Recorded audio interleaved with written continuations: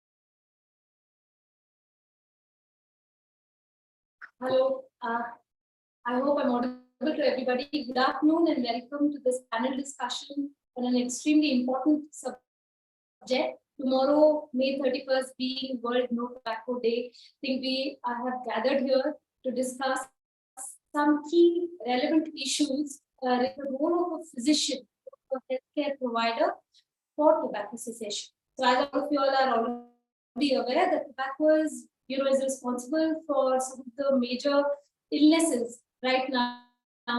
That is the leading cause of death and disease in our country. In fact, it's the leading cause for death and disease in about more than half of the cases. Okay, and about half the people who are using tobacco actually succumb to a tobacco-related illness.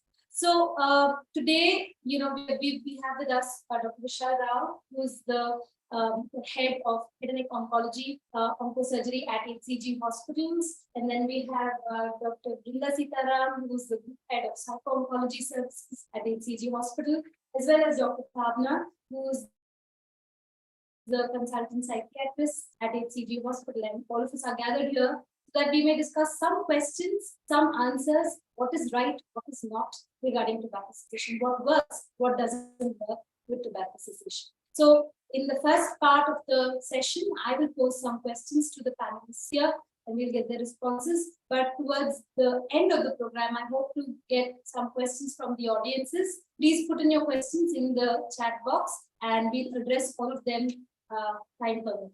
Let's get started. Welcome, sir. So the first question that I have for you is that, tobacco cessation, something that, people believe should be done at the center,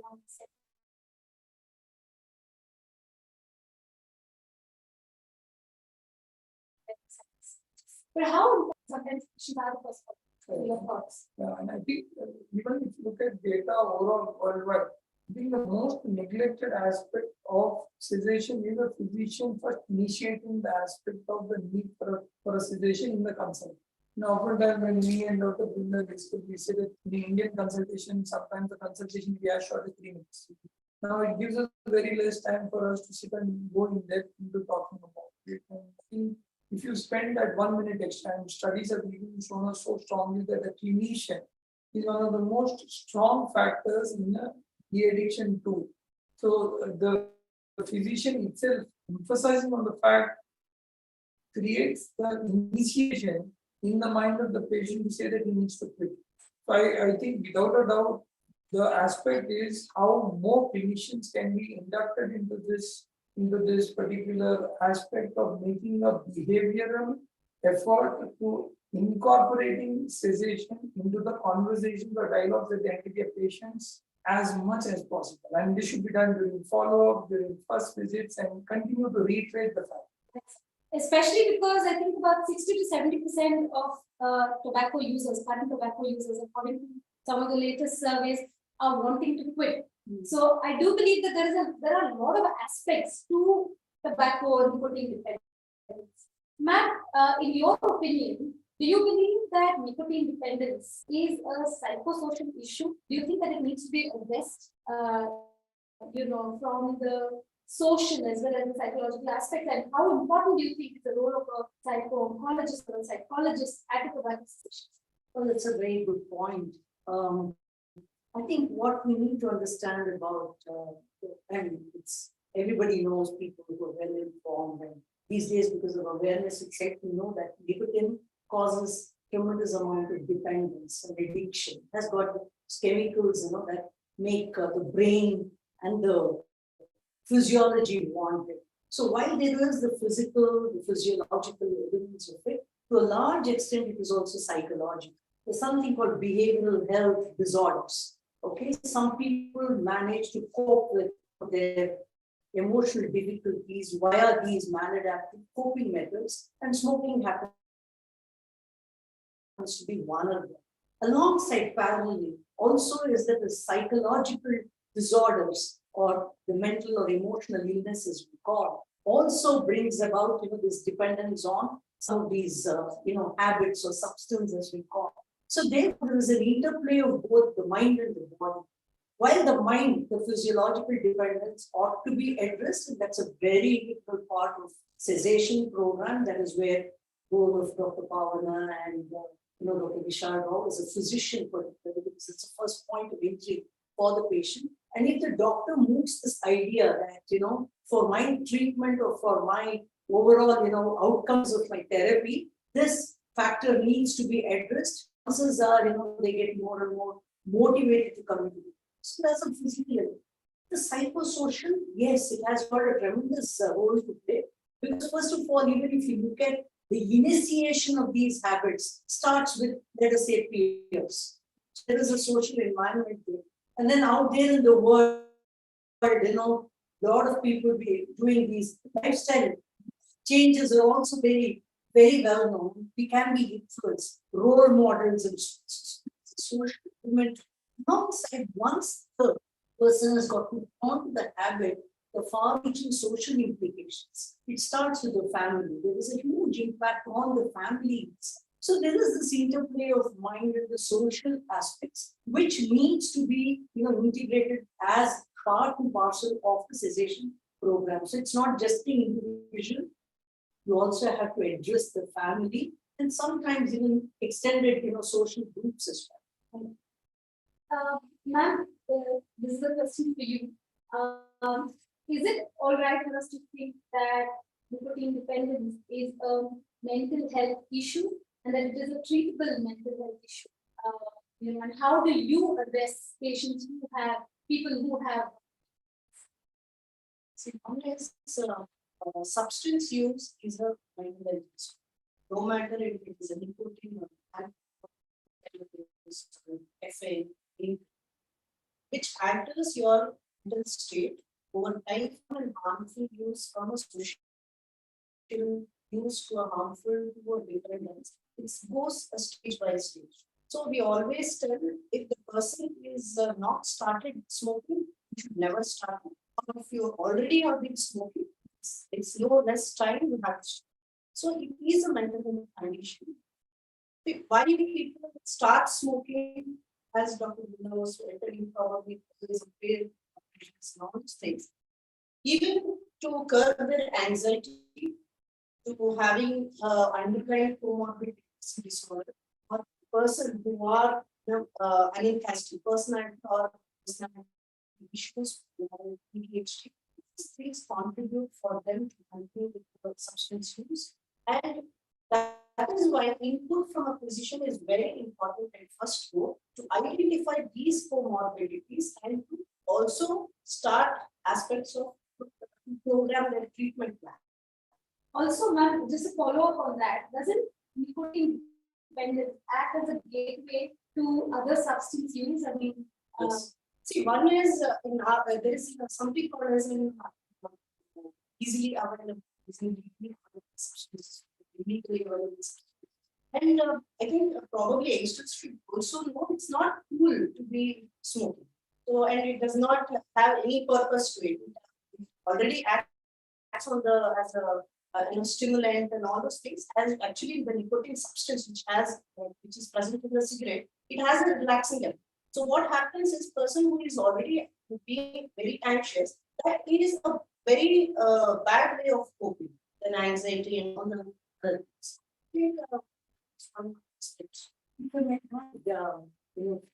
question that you were just asking is that, see, also what is Dr. Shalini is that because these neurotransmitters are released via these substances, and we're talking about tobacco here, the dopamine by itself makes one feel this feel good factors, right? Very often people want to enhance that experience. Either by increasing the frequency of their smoke or the quantity. Along with that, they're also bringing other substances. If I'm doing that with alcohol, I get a mighty high. Right? So then it becomes a loop. Then these act as triggers. Every time they see a peg or a glass, then it's very tempting for them to pick up a cigarette. Right. So that's how that happens. And even when they want to quit, let us say, people look for habit substitution. They believe that, okay, if I give up on cigarette, vodka is more socially acceptable. It is just seen as fun. Okay. So they start looking for substitutes, which in itself becomes very addictive. Because there's a cumulative effect, which is like more lethal than just doing one substance, but that doesn't mean you can't do one substance because others are more cumulatively they build up toxicity. So now that we've established that nicotine dependence, tobacco dependence is an ailment that requires attention from not only a physician but from psychologists, the psychiatrists. It has multi-dimensional. I mean, it needs multi-pronged approach. So then, why do you think, sir, that we don't still find training for tobacco cessation?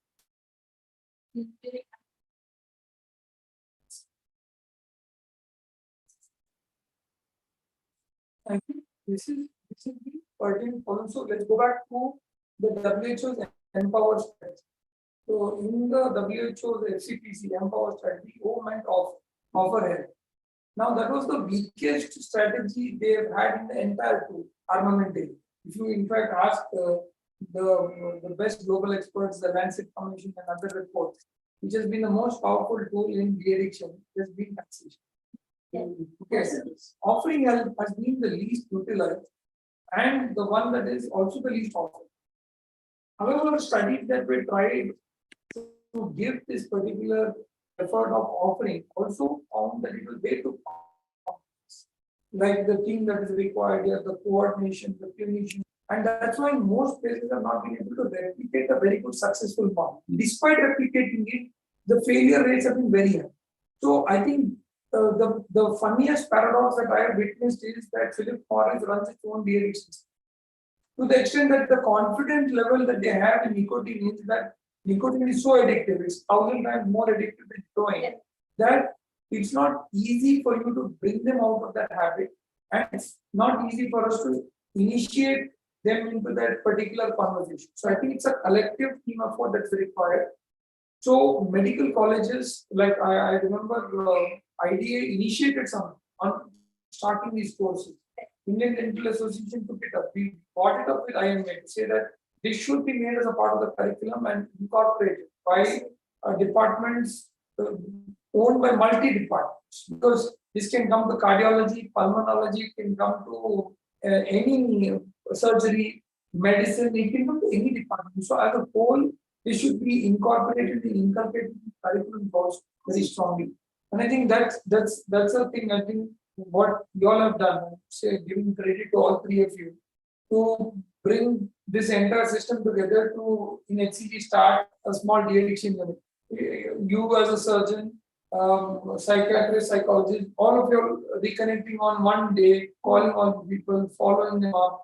I think it's a repeated drill that you need to master. And I'm sure, I think this is the point at which we can actually share this knowledge with other centers to say that their centers should actually initiate beyond the constraints to start some program.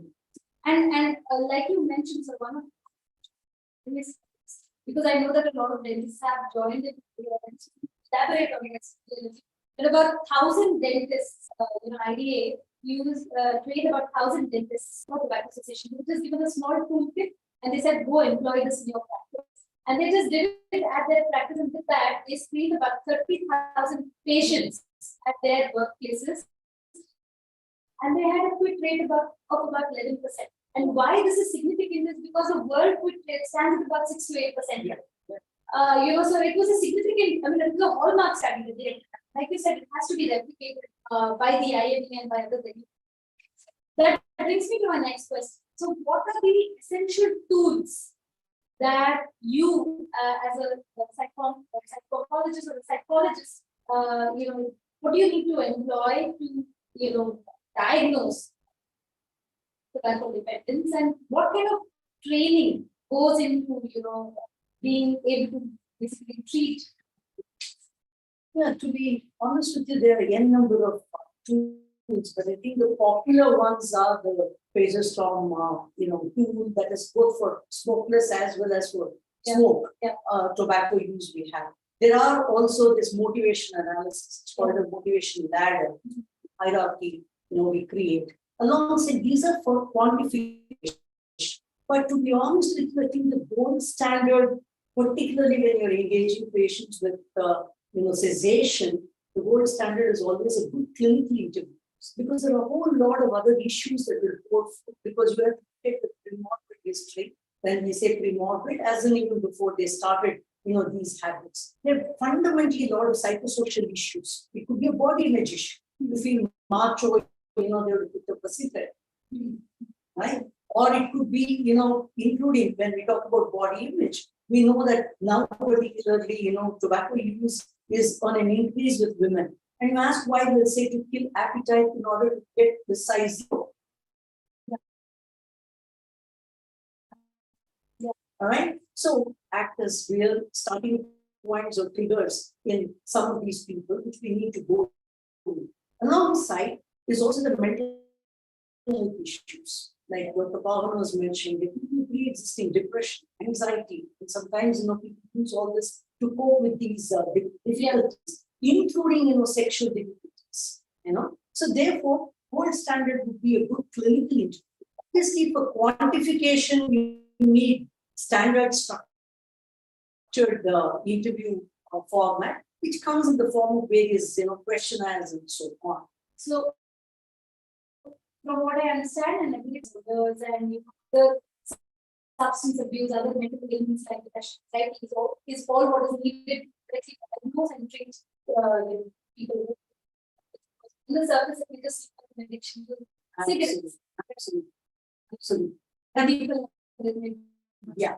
One additional point is also be exhaustive interview with the family, because we must never forget the impact it has had on the family, financially, socially, also health-wise. Because secondary smoking and other things also have a lot of impact on the health of the family and so on. And oftentimes there are rifts in relationships because of this issue, because family members engage in nagging, pitching, and so on, and that brings about a wide gap between the couples and so on. And this also increases their use because they want to kind of now find an escape from this very stressful home environment.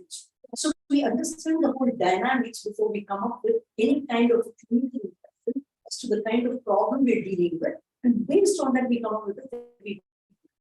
So it is both qualitative evaluation as well as quantitative evaluation. Now, looking at all these aspects, and this is a question that I want to ask, that shouldn't we look at substance, including be a whole different specialty, even for mental illness and sort of? Don't you think that substance abuse should be treated as a whole different, specialty, so to say? Do you think that postgraduate training right now is enough, or do you think that over and above that, or even for certain physicians who specialize in substance abuse, probably taking it up as a whole different specialty would be the need of the hour? Yes. See, one thing to answer your question, now we have a DM in substance abuse. Yeah, so has a DM and years in full of whatever substance use and all this. Right. See, keeping up with whatever our financial clinical setting needs, I think in post-graduation or any clinician for that matter needs to be trained. Why it needs to be trained is, one is communication. See, whenever a person with a nicotine dependence comes, he will not straight away come for a de-addiction probably. Or we will be, random question we keep asking them about their substance use and all those things. And simply, a simple way of behavioral technique, like, brief interventions to be much more than enough, like ask, assess, and, arrange for some these. So that itself will have an initiation for them to say, how to initiate. See, because most of the patients have knowledge about staff, they would want to quit, but how do we do it? Or they would have taken the over-the-counter nicotine gums and all, but they do not know how to be used, because it has a particular technique or chew and park technique that needs to be taught to them. See, all those things require and probably a professional training. We would go much farther than whatever is. Also, I think another aspect is that even as physicians, we want to intervene tomorrow. Why a psychiatrist is absolutely must in the team that is doing tobacco cessation. Because some of the drugs that is used for cessation, they cause different mental illness like suicide, ideation, depression, anxiety. So I think knowledge about all those things and how to judge or how to diagnose that someone may be getting into this. See, one is treating the withdrawal behavior with all of us. You would want so much. It's not possible. Multiple issues involved in it. Having an particularly sleep and sleep issues might again he might line up with having an insomnia or a irritability, all those things. It needs some professional touch to handle all this. Yeah. So may I add, Dr. Shalini, while the sensitization is in itself in our training how to identify and so on, there are deep mental health related issues or psychosocial, as we mentioned. So in tandem with what the drug regimen that we will follow for being withdrawals and so on, the coping techniques are very, very important. How the family should be very supportive and how the individual also needs that kind of support. So ideally, if one wants to quit, we should be able to say, if you want, we will. So as a team, we need to partner. I'd like to add, including in our own team, if you see in HCG, we have the diet team in where the yoga therapists, because in the diet they do something called dopamine that would do. Or to do here, detox is very important. Yoga is important because you have to improve the lung power because obviously the lung is formed. So at HCG we have a huge service coming together in order to support the patient. So since we have you here, I think one of the questions that all of us has, all of us want less use of tobacco. How can we influence policy? How can we think about change that? There's some our knowledge on tobacco related issues will motivate us. Definitely, physicians the most powerful influencer policy. They take them seriously. Every time over the last 15 years, I've seen across the world, education stands in a policy forum and talks. He is taken seriously. I think, but I think somewhere in a participatory democracy, and if you're dealing with the direct impact of tobacco disease, it is somewhere your moral responsibility to also go and reach out to them and work towards de-addiction. Absolutely. The paradox sometimes that you see pack warning. There you see that the pack warning comprises of almost 80-90% of the pack. Yet a fellow with that pack smokes. Yes. Okay, so policies are important, and WHO has reiterated it multiple times that physician engagement in policy related assistance is profound. So whether it is taxation, to whether it is related to awareness, whether it is related to de-addiction, to whether it's related to working with public health bodies in enforcement, may have a very significant role to play from a physician's point. Right. So I think another point I wanted to add is, if you look at all of the things today, we wrote a paper on this some time back called CODPA de-addiction therapy, CODPA mediated nicotine displacement therapy. Now, we said instead of replacement, that means you're replacing nicotine with nicotine. We found very significantly in this data that a properly enforced tobacco policy was actually as good as that of de-addiction program. So this pilot was shown by some of the police department people when they actually started enforcing, and they felt that that was giving the same dopamine effect. Because when a policeman would pass by, the cigarette smoker would throw it, and that was the dopamine effect he was getting. So fear was replacing the actual nicotine release. What nicotine would do, the police actually was doing. Okay. So yes, it definitely plays a profound role. Implementation of policies will actually be a game changer.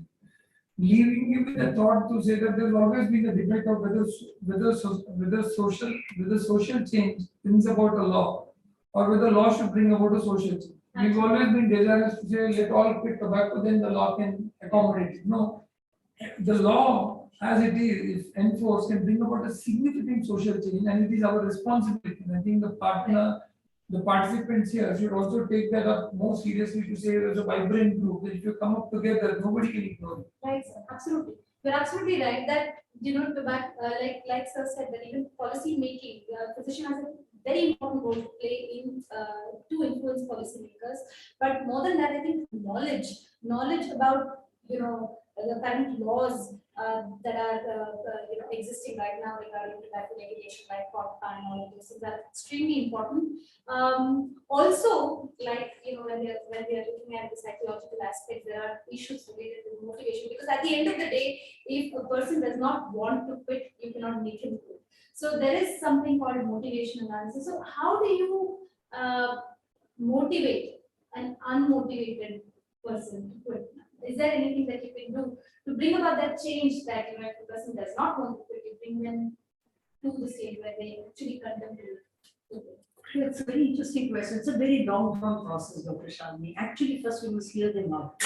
They'll have the reasons why they cannot quit. Okay, and that is where you pick up your cues. It could be like, let's say, I'm anxious, or I have an important meeting, or a high-pressure job, or I have a nagging wife at home, or I've incurred huge financial loss. There could be so many reasons. So that is what that exploration is very important. I personally, in my practice, I never engage in any kind of, motivating a demotivated person in my first session. Because when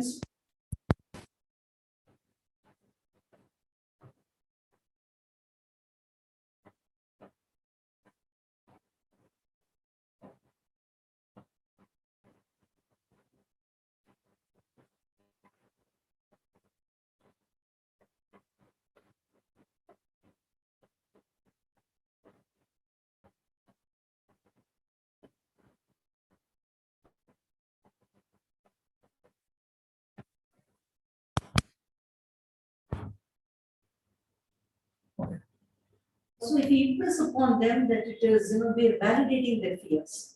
The quitting is not easy, and then we do know that, even caffeine is so difficult to quit. So something as hard as nicotine is even harder. And also understand from them whether they have tried previously. Right. Sometimes it could be failed attempts which is demotivating them. Right. Or they're petrified. When they tried to quit, they had so much of withdrawal. Right. They're scared of doing anything. Or sometimes there are mental barriers that they put on some medication. There have heard some stories of somebody, taking some medicines and having adverse effects and so on. So I think it's very important to hear them out and also understand, why they don't want to quit. Okay. Sometimes you have these very hard people, even in our own clinical context. They will say, now that I have cancer, what difference does it make? Yeah. I mean, they say that cancer is the biggest motivator to quit, but sometimes you've seen patients, even after the diagnosis and treatment with cancer, they continue to stop. Yeah. I had one very recently that Dr. Vishal Rao sent about a couple of weeks back, who's saying, anyway, I don't have too much time. I might as well enjoy my life and go. Yeah. Okay, so ideally, to answer your question, it's hard when they're not motivated at all. And the motivation, again, we oftentimes just trivialize it and bring it to some chemicals alone. But now there are hard facts coming out that it is also gene driven. I would just want to add to what Madam said, that here it is that a clinician should take up the responsibility to give the punch to say you need to quit. And I think that punch is very significant and make our life easier. Absolutely. In fact, that's exactly what I did. I said, Dr. Vishal Rao is sent you here because he knows that his treatment will not work if you don't quit. Right. It's going to be difficult for him to operate on you. Right. Wound healing would be very hard. Right. Therefore, he's saying that, what is the point? There are already so many toxins in the body. Yeah. If I'm doing anything, it's going to be a mishap. Yeah. At that point, he just sat up. And I said, no, mull over this. Yeah. You think about it and come back. You need to give them that space. But having said that, it is very difficult. Also because, like I said, if one is having a faulty gene, you can't do much. It's like actually knocking your head against a wall. But you should not give up. Yeah. They say that persistently, every time they come for follow-ups, you should keep pushing those envelopes. And also equally important is not just us as mainstream care providers. At all levels, all services gently need to ask, how are things, how about your habits? Yeah. So Yeah. then they know that, sometimes they open up with some other service people. That's one of the reasons why I will call the speech and swallow, or I call diet people, because they have developed a relationship with, because they see them as very neutral, because they're not addressing this issue. So it's very important that we all have to come together, and most importantly, having the family to tell them stop nagging. I think that's an extremely important point that we, kind of need to bring home, that you cannot work in silos, and you cannot think that I alone can help the patient quit. Whether you're a physician or you're a loved one, or somebody who's close to the friend, you cannot make a person quit without proper help. And even when you are a physician who's trained in tobacco cessation, I think you need to take the help of, like you said, not only the psychologist, psychiatrist, but also of the diet, various other teams that can work together, making it possible. Ma'am, The last thing before it's comment. Equally important, particularly the motivated or the demotivated ones, it's important to tell them that we are all in this together. Yeah. You will have help and support. Don't worry about it. We are with you. That gives them a sense that, okay, there are people at least, who are willing to help. Give them that space, think about it, come back. Make it unconditional. Yeah. So that, when they come back, we should not reprimand them and say, that day I told you, your wound has not healed because of this. No, don't take them on the guilt trip, but just welcome them at whatever point they want to come back. And I think with that freedom, there's a win-win. Sure, absolutely. So, ma'am, what I wanted to ask you was that, when it comes to multiple substance abuse, is there anything that you give priority over the other? For example, if a patient comes with you, most often it happens that alcohol and there's a codependent on alcohol and tobacco. Do you give precedence to one over the other, or do you treat it separately? Do you treat it together? What is your usual managing this patient? So usually when, see, as you were mentioning, tobacco is a gateway substance use. Yeah. Later on, it might add on to different substance uses with an alcohol or anything like that. So usually when we are starting with the treatment, with the detox and all those things, so usually it is one particular substance which we have to concentrate. Because when we are concentrating on a multiple substance use for the detox, it is very difficult, then the relapse rate is more, as we have seen. So if it is if it is also within alcohol and the nicotine, usually the withdrawal, physical withdrawal is much more in a higher with the alcohol use. Rather than with the nicotine use, the psychological withdrawal is much more severe. Right. So we have to treat him with a physical withdrawal. Detox, and then we have to get into the nicotine dependence. So we are treating at one substance at one time, because if it is associated with the cocaine or heroin, so that is given as a symptomatic treatment first, and then prioritizing that, and rather than a nicotine, which is a psychological dependence. And usually, patient, when we go with the unison with one by one, usually the quit rate is much more higher. Rather than we are combiningly taking the patients treating it. So you focus on one, the worst of the lot. Yes. In this case, let's say between tobacco and alcohol, alcohol will take precedence. Of course, if it is opioids or other recreational drugs, that will be the paramount thing. But you do believe that until the patient quits the use of tobacco, there is this risk of going back to taking other drugs also, because the person will start with something illegal and then move on to something illegal, and they can relapse in the same manner as yes, definitely. So we have to ask it, and the patient question is very, very important, because see, for them alcohol would be much more, it's all common to smoke. That is what their understanding. Until and unless you do not ask them to also smoke, most of the patients we come across is they don't answer. Absolutely. It's only alcohol, what is the importance to it. Absolutely. If I may add one thing, it's also important in multiple substance use, which is what we see generally from patients that you send this, for therapy. It is important to ask, of all these 3-4 things, which one you think you want to quit first. Right. then they will say, I can give up alcohol, but I cannot give up smoking. Yeah, yeah. Yeah. Then there is a little bit of freedom and there is a little bit of win-win. Yeah. Or there are patients who come and told me, please don't ask me to quit alcohol, okay? That is something I cannot give up. I say, okay, it's okay, but cigarette you're okay, so when would you like to kind of quit? Because then so that, because they want, you've traded with something, they want that hold on to alcohol, they'll say, okay, from tomorrow I'll stop smoking. Right. So that's equally important to understand from the patient, what is it that they want to quit first. Right. Okay, so I think we've had a great discussion. I think we've gone through various aspects of tobacco cessation, beginning with how each of you can intervene in your spheres of work, as well as what kind of training is required, and then what is some of the complex areas that you can probably help in. So I think we've gone through most of these aspects, but one question I want to put forward to all of you, the same question to all of you. So for tobacco cessation, from your point of view, what's right and what's not? That's right. I think the aspect of what is right is that they need to quit. And the aspect of what is wrong is that we cannot force them to quit. Yeah. I think that's about it. Yeah. Ma'am, how about you? I think what is right is they have to quit. Yeah. And what is not right is to believe that they can do this alone. Yeah, absolutely. How about you, ma'am?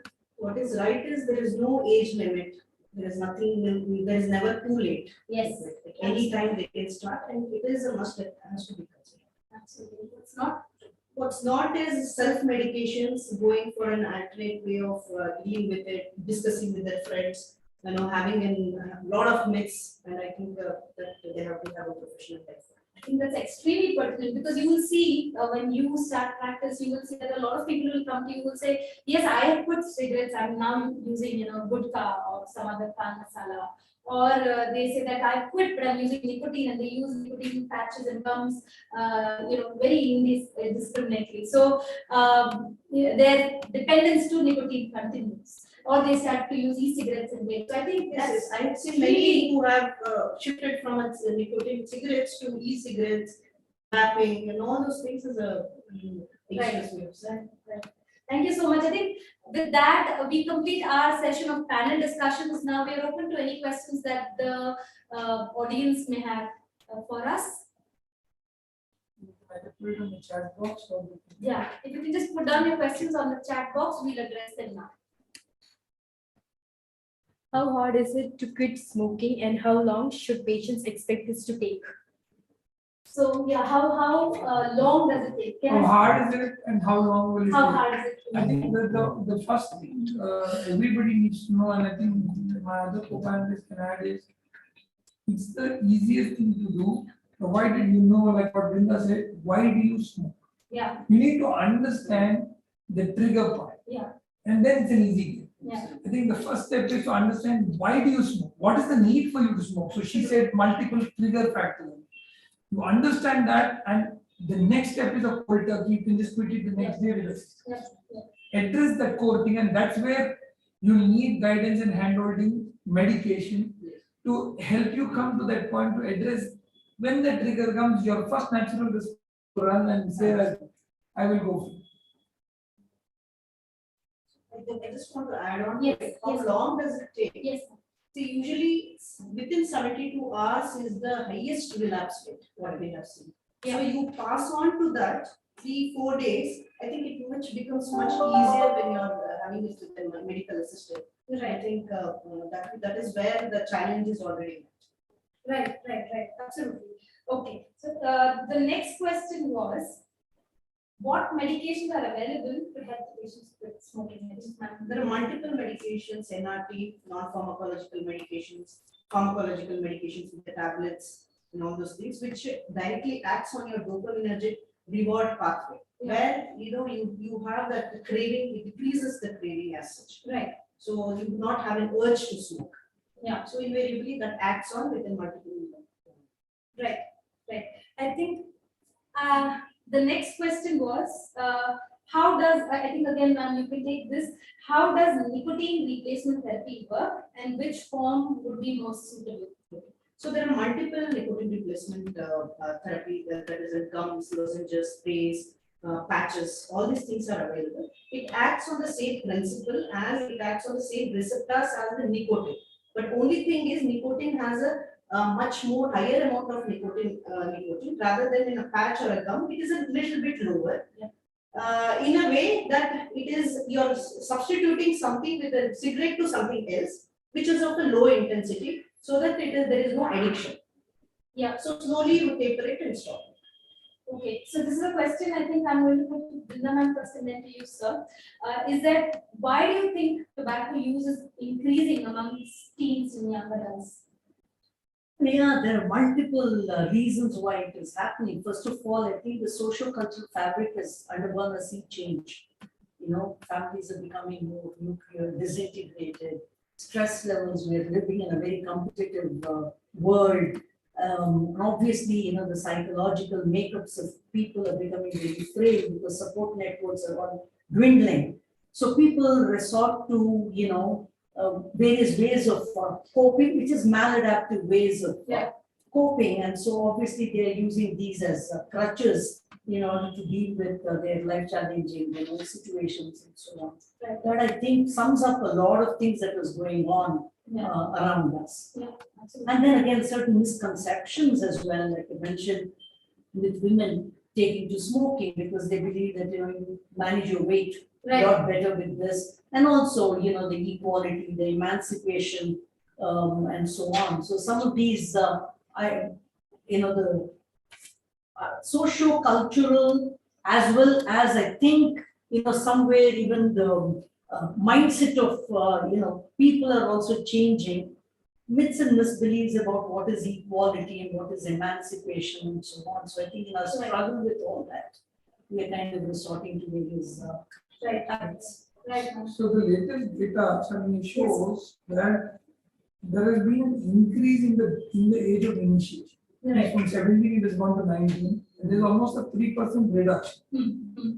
Having said that, one of the most common reasons is only tobacco industry. Yeah, yeah, Remember, it's a very simple formula. If I have 15 lakh people dying every year, I need 15 lakh new people. Simple. absolutely. Now, where do I get them? I get them from the teens. That's it. So the entire tobacco industry's R&D, which is bigger than the state's budget, Yeah. is only to look at how do I get the youngster to start working on this again. Right. And that's why the entire industry is marketing their entire strategies in terms of indirect influencing, where when Bomkesh Bakshi wants an idea, he takes a fag and then he gets the idea. Yeah. Positive reinforcement has been the way Yeah. they've shown villains, heroes, machos, trying to give that impact to say that if you have the secret in your hand, you will definitely be a person who's more confident, Yeah. a person who's more attractive, a person who's getting a more higher success rate, more acceptance in the society. These are all the ways of the industries to show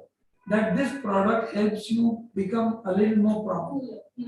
Also, there is this initiation into vaping and into using hookahs in schools and colleges, which again acts as a gateway, so to say. You know, about 60% of them will go on to start smoking full time by the time they're 18 or 19. There's also this study, in fact, I think the Surgeon General of America has stated that if you do not start smoking by the time you leave college, you're never likely to pick up smoking ever. So, like you said, you know, youngsters are definitely a target audience for the tobacco companies, and most of their marketing and R&D is going towards that. Okay, so we'll go on. There are lots of questions. I think there are about 20, 30 questions. Let's take some of them. Okay. What is the average time period after which you would say that a person has successfully quit? And you can answer that question. So usually abstain from any substance for that matter. It is not only for nicotine or any substance. Yeah. 6 months is, you know, when you say the person is nicotine dependent, he has stopped medications. Until then, 6 months is the period which we say is he's off any substance. Right. No more is, you know, kind of an active interventions would be needed. But yes, the any psychological support and all those things is a must. I would like to add to that, Dr. Shalini, because what happens even clinically we see is that somebody will quit for 10 years and then come back. Right. Reversals, habit substitutes are very well known. If, like Dr. Vishal Rao said, if you don't address the triggers properly, because the triggers can revisit in one's life again, and then people believe that that was the way, they were able to cope a lot better than, Yeah. a new way of handling things and so on. So I think that's very pertinent to in the beginning itself. Okay, so I think one of the other questions is why doesn't government regulate? Now, let's say why don't they put a cap on the amount of nicotine that is sold or made available? Wouldn't that restrict the amount of tobacco use? That's very, Yeah. that's a very pertinent one. So, they need to know that the entire R&D industry of the tobacco companies works day and night to understand. Remember, nicotine is a poison. Yeah. It is covered under the poison. Yeah. Beyond a certain particular point, it is lethal to the body. It Yeah. can kill. So you cannot give too much of nicotine. Now imagine, let's say they put 1 milligram per cigarette. Its desire is to put 3 milligram because he's Right. fully addicted. Right. So there was a very nice publication in NEGM that looked at what's the critical number of people that you require to maintain a long term. Yeah. So it was almost about 3 cigarettes per day. So that means about 3 milligram per day is required to get you into being a long term customer. So if I have 100 people here and if I give cigarette to all of them, it's not that all of them are going to be smoking at the end of 1 year. It's only 30. That 30 are the people who get to the 3 cigarette or the 4 cigarette mark, which is the 3 to 4 milligram mark. Now, you cannot add more than that because beyond that, if you add, it becomes lethal. Right. However, what the industry does is add 6,000 odd chemicals, which acts as co-vehicles to improve the delivery of nicotine. Yeah. And I think that's the whole trick to understand how do I improve the nicotine delivery system in your body so that it stays for a longer period, it gives you the same high for a longer period. Yeah. And that is why regulating this nicotine substance and other things has been of a lot of great interest. But remember that the industry is much far smarter than you Yeah. in terms of working on this. Right. And policies across the world have been struggling to figure out what to do, including, I'm saying, countries like New Zealand, Australia, talking about endgame today. Yeah. Saying we are talking about a complete endgame with regarding to tobacco and its other products like IQOS, vape, Juul, e-cigarettes, they've given it 1,000 names. Yeah. In fact, they've come up with a parallel WHO kind of a body called the Smoke Free World, which is actually funded by the tobacco industry. So I think that's very interesting, but I think one of the other questions that was if a person knows, and most people now know that tobacco kills, it says so on the box, even with the knowledge that people die, using this product, why do people still continue to smoke? I think they live in this misbelief it will happen to somebody and not them. Yeah. I think that's the first Yeah. misbelief. And people also quote a lot of movie stars Yeah. who smoke like engines anyway, and they say that hasn't happened to them, so why will it happen to them? Absolutely. Yeah. So I think some of these things are very, very important, the iconic figures, who publicly demonstrate to the world, as to what they do, their lifestyle and so on. Yeah. The young minds start to kind of, look up to them. And they live in this misbelief, it hasn't happened to him and he's going on with his career so well and so on. So why not, why should it affect me? Actually, one point that I just want to put forward is that during COVID, during the pandemic, I think about 5 to 6 lakh documented deaths happened in India, whereas every year 13 lakh individuals die due to tobacco-related illnesses, and yet, during COVID, all of us followed all the rules of lockdown and wore masks and complied with all of those things. But like you said, because they feel I will not die of it, maybe another person will. Isn't that so, sir? Isn't that what you believe as well, or do you think that there is more to it than that? You're saying the fact that The fact that even though you know you're going to die, if you continue to smoke or use tobacco, you still continue to do this. And what more motivation do you need than the fact that you may die if you use this? so there's a very scientific reason why this theory doesn't work. And the reason time and again it has been shown is today, if you look at COVID, why are people so alert about COVID? Yeah. Because it could instantaneously kill.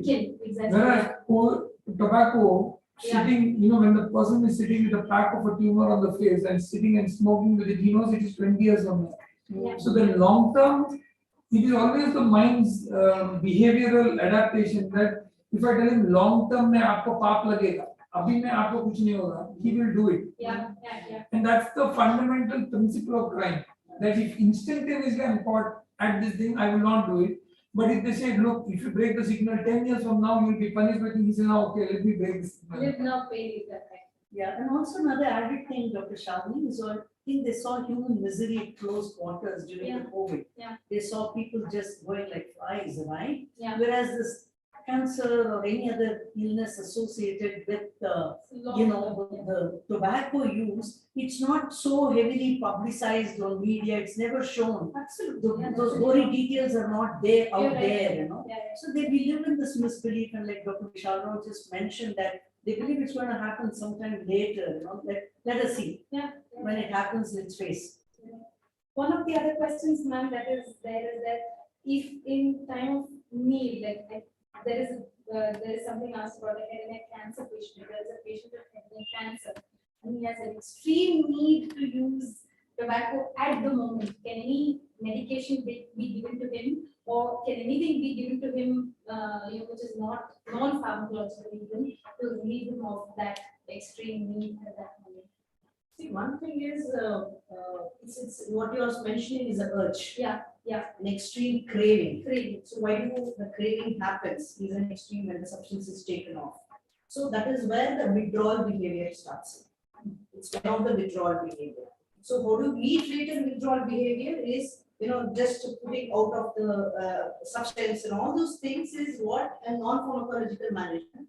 But usually, if it is not addressed in an appropriate way of giving him the medications of what he needs, is where the chances of relapse is more. Now he will start negotiating. Now anyway, it is all happening. Now I'm having an head and neck cancer.